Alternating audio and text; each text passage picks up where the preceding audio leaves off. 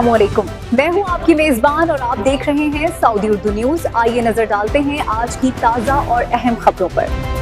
پشاور سے اہم خبر سامنے آئی ہے، جہاں امریکی قونصل خانے کو مرحلہ وار بند کرنے کا فیصلہ کیا گیا ہے۔ حکام کے مطابق یہ اقدام سیکیورٹی اور انتظامی وجوہات کی بنیاد پر کیا جا رہا ہے، جبکہ کراچی میں قانون نافذ کرنے والے اداروں نے بڑی کارروائی کرتے ہوئے لالو گروہ کے 2 کارندوں کو گرفتار کر لیا ہے اور مزید تفتیش جاری ہے۔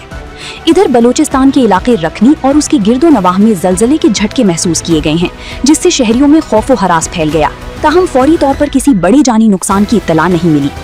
دوسری جانب اڈیالہ جیل نہ پہنچنے پر علیمہ خان نے اپنی ہی پارٹی کے رہنماؤں پر شدید تنقید کرتے ہوئے تنظیمی معاملات پر سوالات اٹھا دیے ہیں۔ کراچی میں شدید گرمی کے دوران بدترین لوڈ شیڈنگ نے شہریوں کی مشکلات میں اضافہ کر دیا ہے اور لوگ شدید پریشانی کا شکار ہیں۔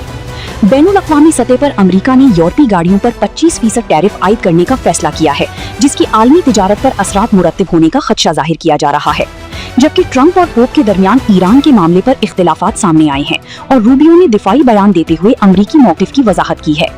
سعودی عرب میں حج قوانین کی خلاف ورزی پر 5 افراد کو گرفتار کر لیا گیا ہے اور حکام نے مزید سختی کا عندیہ دیا ہے۔ اٹلی کی وزیر اعظم جورجیا میلونی کی جعلی تصاویر سوشل میڈیا پر وائرل ہو رہی ہیں، جس پر عوام کو محتاط رہنے کی ہدایت کی گئی ہے۔ ایران نے متحدہ عرب امارات پر مزید حملوں کی خبروں کو سختی سے مسترد کر دیا ہے۔ سعودی عرب میں ویژن 2030 کے تحت تعمیراتی شعبے میں خواتین کا کردار تیزی سے بڑھ رہا ہے، جو معاشی تبدیلی کی بڑی علامت ہے۔ اسی طرح سعودی فائٹر احمد الابراہیم دبئی میں PFL مینا میں اپنے ڈیبیو کے لیے پرعزم ہے اور جیت کے عزم کا اظہار کیا ہے۔ حج 2026 کے زائرین کے لیے خوشخبری ہے کہ عرفات میں شدید گرمی سے بچاؤ کے لیے جدید سہولیات فراہم کی جا رہی ہیں تاکہ عبادت میں آسانی ہو۔ سعودی بجٹ 2026 کی پہلی سہ ماہی میں مالی خسارہ ضرور سامنے آیا ہے، لیکن معاشی ترقی کے واضح آثار بھی دیکھے جا رہے ہیں۔ پنجاب حکومت نے نوجوانوں کے لیے 16 فری سپورٹس اکیڈمیز قائم کرنے کا اعلان کیا ہے۔